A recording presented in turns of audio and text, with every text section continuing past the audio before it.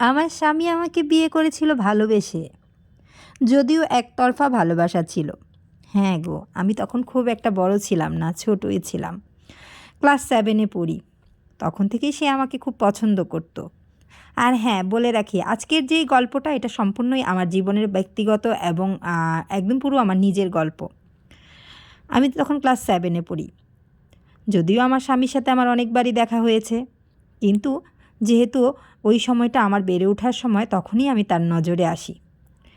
তখন থেকে সে আমাকে পছন্দ করে ফেলে আর টার্গেট করে যে আমাকেই তার চাই। যেভাবেই হোক আমার পরিবারকে সে ম্যানেজ করে নেয়, তার নিজের পরিবারকেও ম্যানেজ করে নেয়। অনেকেই বুঝতে শিখলো আমাদের দুজনের সম্পর্কটা বা বিয়েটা ভালোবাসার বিয়ে, কিন্তু আদৌ ভালোবাসা কি না সেটা আমি এখনও মাঝে মাঝে নিজেকে প্রশ্ন করি। কেননা আমার তরফ থেকে কখনোই তার প্রতি ভালোবাসা বিয়ের আগে অনুভব আমি বুঝিনি। তবে আমার স্বামী আমাকে প্রচণ্ড ভালোবাসতো।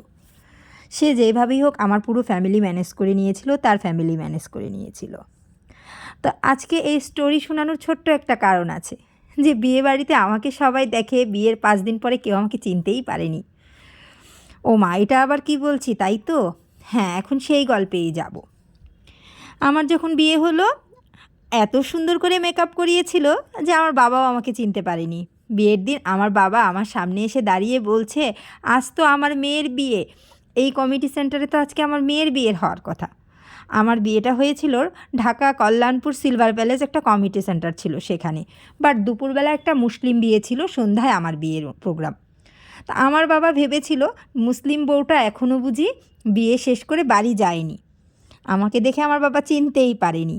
তার মধ্যে আবার হয়েছে কি, বিয়েবাড়িতে যারাই বরযাত্রী আসছিল আমাকে নাকি এতই সুন্দর দেখাচ্ছিল, বিয়ের 5 দিন পরে যখন বরযাত্রী মানে অনেকেই আছে যারা আশেপাশের লোক আসছিল, তারা বউ খুঁজছিল যে বউটা কোথায়। কিন্তু দুর্ভাগ্যবশত আমাকে দেখে কেউ চিনতেই পারেনি যে বউটাই যে আমি। মেকআপ, আর যখন মেকআপ তুলে ফেলছি আসল রূপ, অনেকেরই আমাকে দেখে পছন্দ হয়নি। তখন বলছিল যে কী দেখলাম বিয়ের দিন আর এখন কি, মানে বিয়ের দিন বেশি সুন্দর লাগছিল। তো যাই হোক, বিয়ে যেহেতু হয়ে গেছে, কার পছন্দ হলো কে করলো তাতে তো কিছু আসে যায় না। সবচেয়ে বড় কথা, আমার স্বামী আমাকে পছন্দ করে বিয়ে করেছে। এর থেকে আর বড় মানে ভালোবাসা বা মানে পছন্দ করার জায়গা আমার মনে হয় আর কোনো প্রয়োজন নাই।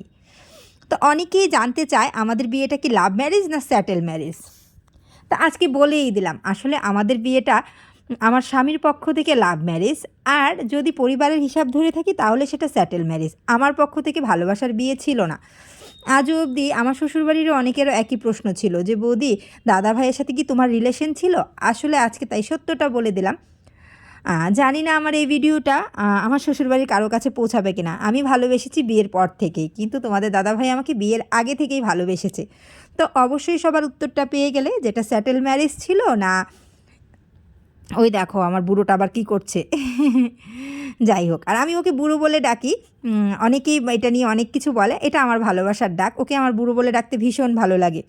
আর এটা একটা দাদা বৌদি, ওনার ভাইয়ের বিয়েতে আমরা বেড়াতে গিয়েছিলাম, আর ওখান থেকে এই শ্যুটটা করা ছিল।